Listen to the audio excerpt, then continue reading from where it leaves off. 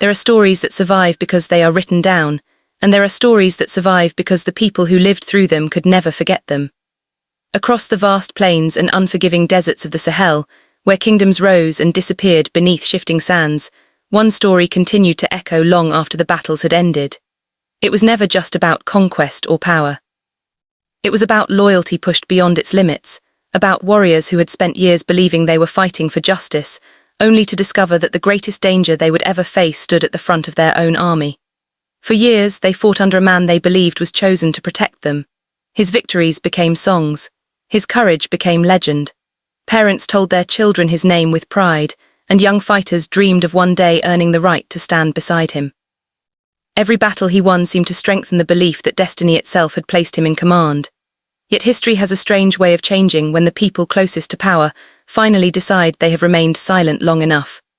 One after another, the very warriors who had once pledged their lives to this celebrated leader began revealing a completely different story, one filled with fear, betrayal, and acts of cruelty that few outsiders had ever imagined. Their testimonies raised a question that still unsettles historians today. Why would battle-hardened men, fully aware that speaking the truth could cost them everything, willingly expose the man they had once sworn to defend? What could possibly force soldiers who had survived countless battles to risk execution, simply to tell the world what they had witnessed?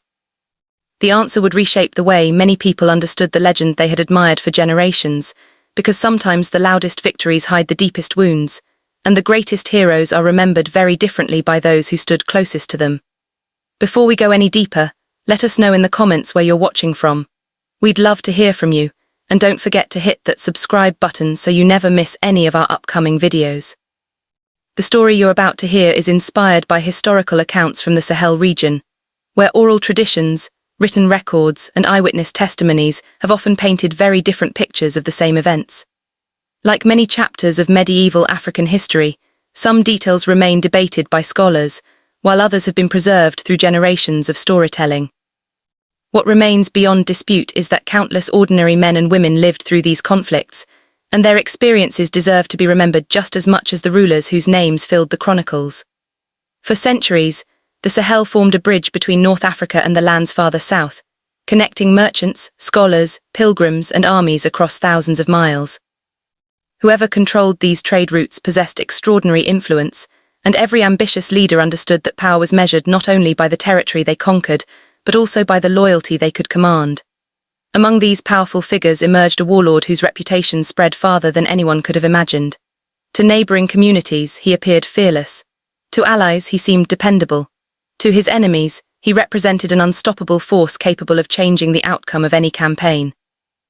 Yet reputation is often built from the stories people choose to tell, and for many years, only one version of his story reached the outside world. The men who followed him carried secrets they believed would remain buried forever, until age, regret, and the weight of memory slowly became stronger than fear itself. What they eventually revealed challenges the image of a leader, celebrated for his victories, and forces us to ask whether history sometimes rewards the powerful, while overlooking the voices of those who paid the highest price for that power. As we follow their remarkable journey, every new revelation brings us closer to understanding why silence finally gave way to truth, and why the warriors who once guarded their leaders' greatest secrets became the very people determined to expose them. The former commander waited years before sharing what he believed had truly happened. According to the account preserved through later storytelling, he no longer feared death as much as he feared leaving the next generation with only half the story. He claimed that the victories everyone celebrated had not always been driven by necessity alone. In his telling, conflict itself had gradually become a source of power. Rival tribes that might have reached fragile agreements were instead encouraged to distrust one another, ensuring that each side continued looking to the warlord for protection. Whether every detail of this testimony can be confirmed remains uncertain, and historians continue to debate the extent to which these accounts reflect historical reality or later interpretation. Even so, the allegations have endured because they appeared alongside other independent oral traditions describing similar patterns. According to these testimonies, alliances were sometimes formed only to be abandoned when circumstances changed. Trusted followers who had earned honor through years of loyal service allegedly became expendable the moment they questioned decisions or possessed knowledge that threatened the carefully crafted image surrounding their leader. As researchers compare these stories with the limited written sources available from the period, one conclusion remains unavoidable. The legend of the warlord cannot be understood through victories alone. It must also be examined through the memories of those who marched beside him. As the campaigns continued across the Sahel, every success appeared to strengthen his reputation among distant observers. Maps would have shown expanding influence and newly controlled trade routes. Merchants saw safer roads in one region, while communities elsewhere experienced fresh violence. Neighboring rulers struggled to predict his next move because his strategies constantly shifted, keeping both allies and rivals uncertain about where his army would appear next. Yet inside the ranks, confidence had begun to erode.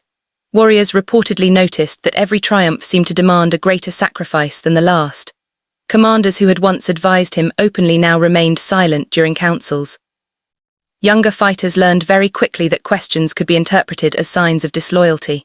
The army continued moving forward, but the trust that had once united it was slowly disappearing. Some testimonies even suggest that fear became a more effective tool than inspiration. Men still followed orders, but increasingly because they feared the consequences of refusal rather than because they believed in the cause. The image admired by the outside world remained remarkably strong, while the reality experienced by many within the camp became increasingly difficult to ignore. It is impossible to know every decision that was made or every motive behind them, yet the surviving accounts consistently point toward one haunting realization. The greatest enemy wasn't always across the battlefield. Sometimes he stood at the front of the army. Once that belief began spreading among the warriors, the foundation of the warlord's authority started to weaken. Armies can survive hardship, hunger, and overwhelming odds, but history repeatedly shows that they rarely endure when trust disappears. According to later traditions, small groups of fighters quietly slipped away during the night rather than continue serving under a commander they no longer recognized. Others fulfilled their duties while secretly planning to leave at the first opportunity. Chiefs who had once pledged unwavering support reportedly reconsidered their alliances, and rival leaders recognized that the seemingly unstoppable force before them was beginning to fracture from within. Every departure encouraged another. Every rumor deepened existing doubts. Gradually, the authority that had taken years to build became increasingly difficult to maintain. Rivals who had once avoided direct confrontation sensed an opportunity and began reclaiming territory. Trade routes shifted. Former allies looked elsewhere for protection. Whether his decline unfolded rapidly or over many years remains debated, but the legend that had once appeared untouchable no longer commanded universal admiration. Instead, it became the subject of competing memories that survive to this day.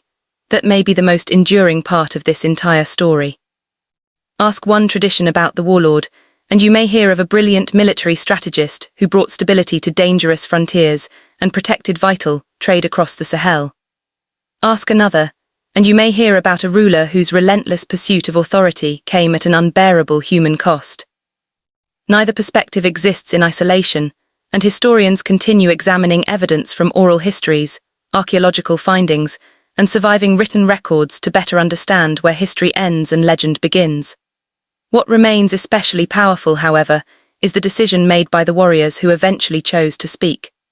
Their voices remind us that history is rarely written from a single point of view. Those who stood closest to power often witnessed realities that never reached official chronicles, and their testimonies, even when debated, deserve thoughtful consideration alongside every other source. History often remembers the victories of powerful men, but sometimes, the people who fought beside them tell a very different story.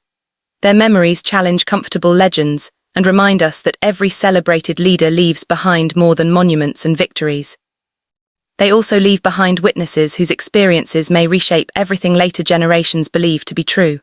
Whether this warlord should ultimately be remembered as a protector, a conqueror, or something in between remains a question that continues to invite discussion whenever the history of the Sahel is explored. If you had been one of those warriors, would you have stayed loyal, or risked everything to reveal the truth? Share your thoughts in the comments below because we genuinely like to hear your perspective. And if you enjoyed this cinematic historical documentary, be sure to subscribe and turn on notifications so you never miss another story exploring the fascinating moments where history, memory, and legend intersect. And if you think this story was unbelievable, wait until you hear about the ruler whose own empire erased his name from history.